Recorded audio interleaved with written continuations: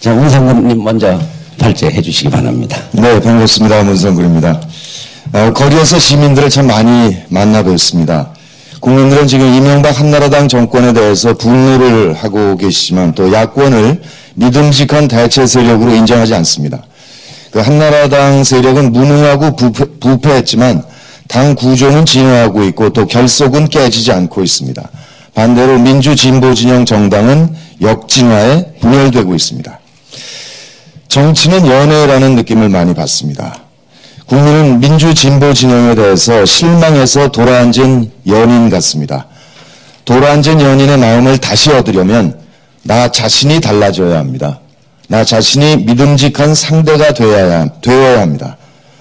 결속과 진화를 동시에 해내야 한다고 생각합니다.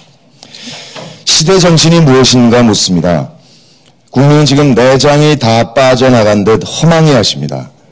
잘 살게 해주겠다고 해서 욕망을 쫓았는데 풍선이 꺼지면서 민망한 데다가 또 두 대통령님의 서거로 삶의 의미 자체를 반추하고 계신 것 같습니다. 잃어버린 10년이 사기의 극이었다는 건 알지만 그것으로는 부족합니다. 인간이 소중하다. 생명이 소중하다. 그러니까 복지도 좋고 평화도 좋지만 그래서 인권에서 출발해야 하는 것이 아닌가 이렇게 느끼고 있습니다. 2012년 4월 총선 승리 없이 12월 대선은 거의 희망이 없다는 데 이의가 없습니다. 따라서 4월 총선에서 어떤 방식이든 한나라당과 1대1 구도를 만들어내야 한다는 데도 이의가 없습니다. 그렇지만 그보다 앞서서 민주진보 진영이 대오각성해서 대단결을 이루어서 믿음직한 상대로 다시 태어날 것인지 그리고 시대 정신을 제대로 갖추었는지 이게 중요할 것이라고 생각합니다. 근데 선거 연합이 가능한가 묻습니다. 지난해 6.2 지방선거에서 부분적인 연대로 야권이 승리했기 때문에 이를 한 단계 더 전진시키면 12년 4월 총선에서도 희망이 있을 것이 아닌가 기대를 갖고 계십니다. 그렇지만 지난 6.2 지방선거와 내년 4월 총선은 근본적으로 다릅니다. 6.2 지방선거 경우에는 후보의 층위가 4가지였습니다. 기초의원, 광역의원, 기초단체장, 광역단체장. 그렇지만 내년 4월 총선은 240여 개 지구당에서 국회의원 한 자리를 놓고 야오당이 경쟁을 해야 합니다. 그러니까 지난 지방선거에서는 후보만 해도 수천 명이었기 때문에 얼마든지 야오당 간의 후보를 조정할 수 있었는데도 불구하고 중앙에서의 연대는 깨졌습니다. 그런데 총선에서의 연대를 기대하는 게 참 쉽지 않다는 걸 우리 잘 알고 있습니다. 물론 전혀 불가능하다라고 생각하는 것은 아닙니다. 막판에 극적인 타결이 있을 수는 있겠죠. 그렇지만 그건 어디까지나 차선책일 뿐입니다. 지속 가능하지 않다는 말씀입니다. 그러면 기존의 정당이 모두 참여하는 경우 또는 일부 정당들이 합당을 이루되 최소 2개 정당 이상이 선거에 참여할 때 어떤 선거 연대가 가능한지 한번 검토해 보겠습니다. 첫 번째, 2개 이상 정당 후보자가 국민 참여 경선을 치러서 최선의 후보를 찾는 방안입니다. 이것은 정당법, 선거법 위반이라서 불가능합니다. 두 번째, 정당 지도부 간의 합의를 통해서 지역구를 나누는 방안입니다. 예를 들어서 제가 민주당 강북구에서 민주당 현역 의원이고 지구당 위원장이라고 치죠. 그런데 정당 지도부 간에 합의를 해서 진보당 후보로 강북구 후보를 결정해서 저보고 후보를 사퇴하라고 할 경우에 제가 어떻게 할 것인가 라는 고민입니다. 진보당 후보가 만약에 40대고 아주 유능한 후보가 나타났다고 했을 때 그가 당선된다면 앞으로 그 자리에서 한 20년, 25년 정도 의원 생활을 할 것입니다. 그러면 그 순간 저는 정계 은퇴를 하는 수밖에 없습니다. 물론 민주주의 발전을 위해서 후보를 사퇴하고 진보당 후보를 지지할 수는 있을지 모르겠습니다. 그렇지만 또 하나 남는 문제는 저와 그동안 정당 활동을 같이 해왔던 당원들입니다. 이분들이 각 층위의 선거에 출마하기 위해서 준비를 하고 있는데 만약에 강북구의 진보당 의원이 당선되면 그 지역이 전체적으로 진보당 성향이 강해지면서 저랑 같이 활동해왔던 분들에게 대단히 불리해집니다. 그랬을 때 그분들이 저에게 출마를 강권하지 않을까, 그럴 경우가 있지 않을까 생각해 봅니다. 그러니까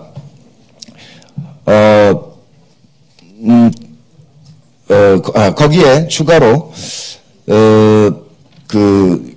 각 층에 출마하는 후보들의 조직적인 방해에 더해서 그동안 당 활동해왔던 그분들을 지지해왔던 지지자들 경우에도 진보정당 후보로 제대로 움직여가지 않을 것입니다. 다시 말씀드리면 탈락한 후보가 탈당해서 출마하는 것을 방지할 방법이 없고, 또 탈락한 후보가 속한 정당의 다른 층의 후보 지망자들의 조직적인 방해가 우려되고, 또 탈락한 후보의 지지자를 흡수할 수 없는 단점이 있다는 말씀입니다. 세 번째로는 여론조사를 통한 후보 단일화 방안이 있습니다. 이 경우에 최강의 후보가 선출되지 않을 가능성이 있고, 또 후보자는 정치적인 약속을 했기 때문에 출마를 하지 못하겠지만, 아까 말씀드린 대로 다른 층의 후보자들의 조직적인 방해나 지지자의 소극적인 활동의 단점이 여전히 남습니다. 그 이외에 네 번째 방안으로는 후보자들이 탈당해서 종이 정당에 입당해서 국민참여 경선을 치르는 방안입니다.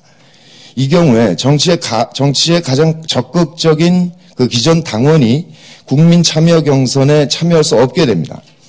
만약에 적극적인 당원 누군가 참여한다면 탈락된 후보자가 소송을 제기해서 대혼란을 야기할 것입니다. 거기다가 후보 단일화만을 위해서 종이정당을 만들었다가 단일화한 다음에 후보자가 소속 정당으로 돌아가는 행태는 유권자에 대한 예의가 아닐 것입니다. 그 이외에 다섯 번째, 여섯 번째 방안도 있지만 이건 생략하기로 하겠습니다.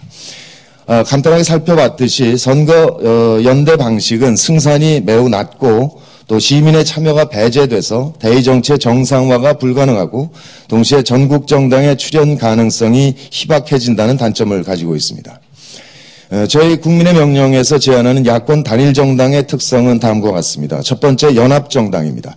그러니까 강제적 당론을 채택하지 않고, 두 번째, 득표수와 의례수가 비슷해지도록 하는 선거제도 개편을 포함해서 비정규직 문제라든지 최저임금제 또는 산무일반 등 합의 가능한 정책을 공동 공약으로 내걸되, 합의할 수 없는 것은 정파 등록제를 도입해서 정당 안에서 경쟁하도록 합니다.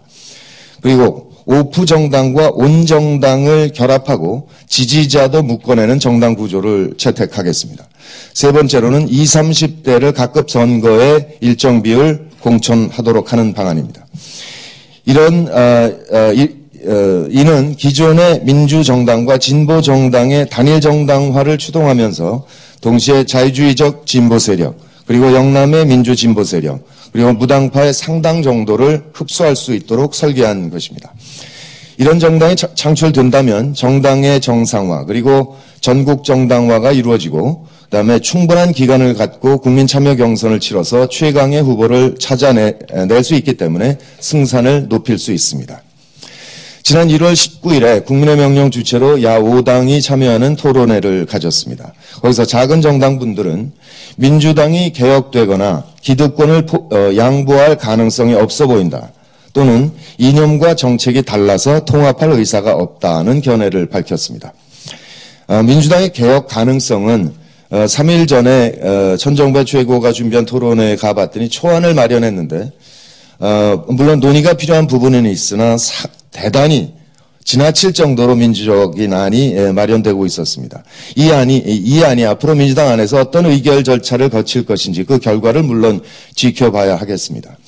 그리고 기득권의 양보 부분은 협의 과정에서 논의해야 할 사안이라고 생각합니다. 여기에는 전략 공천이라든지 또는 비례대표 제도를 활용하는 방안이 충분히 검토될 수 있을 거라고 생각합니다.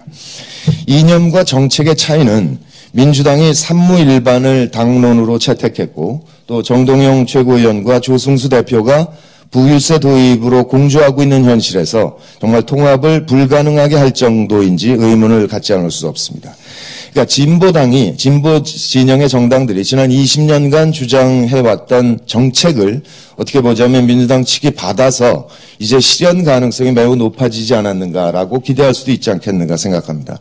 진보 정책이 그동안 집행되지 못했던 것은 진보 정당이 없어서가 아니라 그런 정당을 당론으로 채택한 다수당이 없었기 때문이 아닌가라는 판단을 한다는 말이죠. 그런데 이 여러 가지 논란을 지켜보면서 궁금해서 사실 사석에서 깊은 논의를 해봅니다. 그렇게 했을 때 보면 작은 정당 분들께서는 민주당과 통합하면 흡수되어 소멸할 것이다라는 우려를 대단히 깊게 갖고 있는 것으로 보입니다. 이것이 야권 단일 정당으로 가는데 최대 걸림돌이 아닌가 생각한다는 말씀입니다. 이런 예측에는 물론 타당한 측면이 있습니다. 1988년 이후에 몇 차례 재야인사들이 김대중 총재 당에 영입됐지만 소멸됐고요. 또 열린우리당도 공중분해했었기 때문입니다. 그렇지만 국민의 명령에서는 정당들끼리 통합하라고 주장하는 것이 아닙니다. 국민 100만 명이 모일 테니까 이 국민의 바다에 들어와서 정파라는 배를 띄우라는 제안입니다.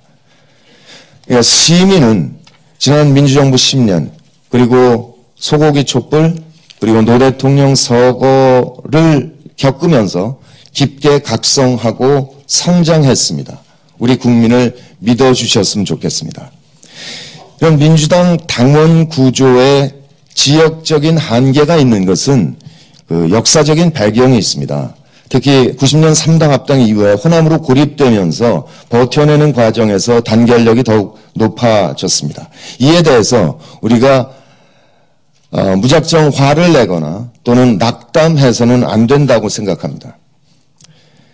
있는 현실을 있는 그대로 인정하고 대안을 찾아야 한다고 생각합니다. 그것은 바로 앞으로 민주적인 야권 단일 정당이 만들어진다면 시민이 대대적으로 당원과 지지자로 가입해서 당원과 지지자의 지역 구성 비율을 인구 비례에 가깝게 바꿔나가는 일일 것입니다.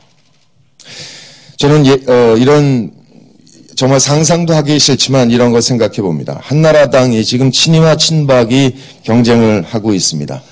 물론 개헌을 내밀고 있지만 조만간 정리되지 않을까 예측됩니다. 그렇게 해서 2012년 4월 총선에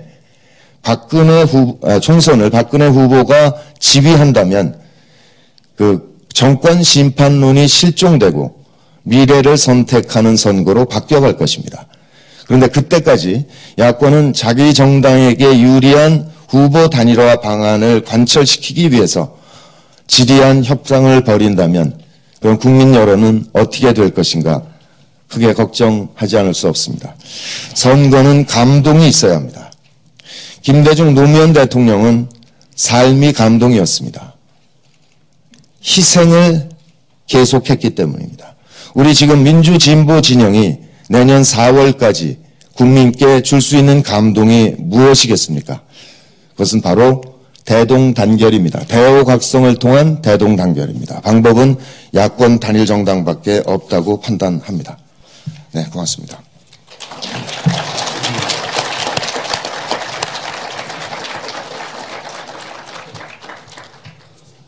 문성근님은 지금